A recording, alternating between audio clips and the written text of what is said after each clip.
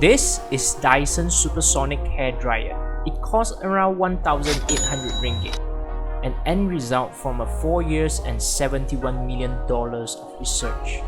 Powered by motor and spins up to 115,000 RPM, 6 times more powerful than a Tesla model. To turn on, simply tilt the power button up. Fan speed is on the left. Right is a heat control.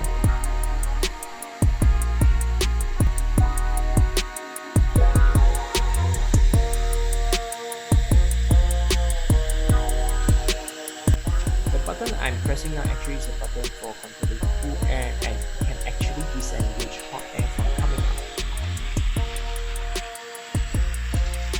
Today, I'm not going to talk about how fast your hair can dry and how silky your hair can be after using this Dyson Supersonic, but trying to make a point on what makes this hairdryer stand out among others. Unlike a conventional hairdryer with majority weight on the top, like holding an imbalanced dumbbell without its lower end, majority of the load from this Dyson rests entirely on the handle, which makes it more ergonomic and can hold for a longer time without feeling tired. And the magnetic clicking sound is very satisfying to hear when you are changing heads or putting the heads back on the display stands every single time.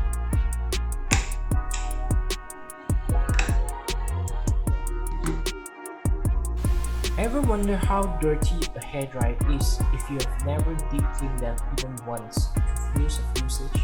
The answer is it's dirtier than you can ever imagine. Normally you might have to unscrew the whole thing in order to perform a deep clean, and that's primitive. To address this issue, this Dyson Supersonic filters, traps, and contains the debris and make it very easy and accessible to clean up, thanks to its vacuum cleaning gene from the family.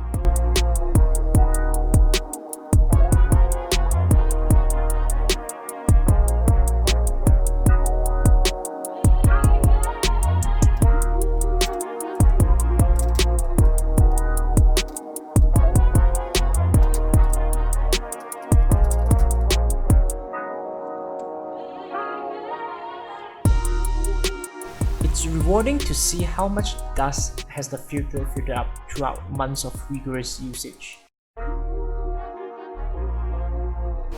Yes, 1,008 ringgit is considered expensive for this hairdryer when you compare with the price of conventional hairdryer, which is usually around 200 ringgit to 500 ringgit. Even the display stand itself costs 370 ringgit. Come on, you can have another hairdryer with that kind of money. I used to have 2 broken Dyson vacuum cleaners since 2011. This is DC57. Since it's obsolete design, there's no new parts anymore. Means I have to completely get rid of it.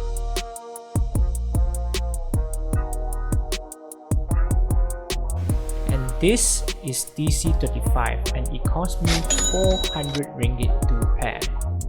Moral of the story, if you want to buy a Dyson, forget about sending for repair. Not sure it's a good thing or not, the benchmark set by this Dyson Supersonic becomes so high that other hairdryers don't look the same to me anymore.